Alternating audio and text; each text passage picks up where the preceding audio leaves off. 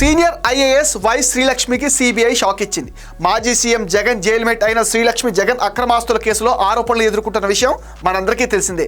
Penna cements కు lease మంజూరులో అప్పటి పరిశ్రమల శాఖ కార్యదర్శిగా పనిచేసిన శ్రీలక్ష్మి అధికార దుర్వినియోగానికి పాల్పడ్డారని, దీనిపైన పూర్తి ఆధారాలు ఉన్నాయని సిబిఐ స్పష్టం చేసింది. శ్రీలక్ష్మి పైన కేసు కొనసాగించడానికి అన్ని ఆధారాలు సేకరించామని తెలంగాణ హైకోర్టుకు నివేదిక సమర్పించింది. అంతేకాకుండా ఇప్పటికే నిర్ధారించిన అంశాలపైన మళ్లీ పిటిషన్ వేయడానికి వీల్లేదని తేల్చి చెప్పింది. పెన్నా సిమెంట్స్ చెందిన పెన్నా ప్రతాప్ రెడ్డికి అనంతపురం జిల్లా యాడికిలో 230 ఎకరాలు భూమి కేటాయింపు, ఉమ్మడి కర్నూలు జిల్లా ప్యాపి మండలం కౌలపల్లిలో 304.70 హెక్టార్లో ప్రాస్పెక్టింగ్ లీజ్, తెలంగాణలో రంగారెడ్డి జిల్లా తాండూరులో 822.13 ఎకరాల్లో లీజ్ రెన్యువల్తో పాటు హైదరాబాద్లో పైనీర్ హోటల్ నిర్మాణాలకు రాయితీ మంజూరులో నిబంధనల ఉల్లంఘన జరిగిందని కేసులు నమోదయ్యాయి.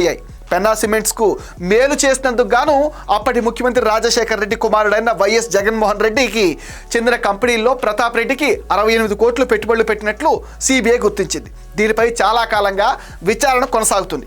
ఇందులో నిందితురాలుగా ఉన్న అప్పటి పరిశ్రమల శాఖ కార్యదర్శి వై శ్రీలక్ష్మి తనపై ఉన్న కేసును కొట్టివేయాలంటూ పిటిషన్ దాఖలు చేశారు. దీనిపైన హైకోర్టులో విచారణ జరుగుతుండగా సిబిఐ శ్రీలక్ష్మికి వ్యతిరేకంగా నివేదిక సమర్పించడం చర్చనీయాంశంగా అవుతుంది.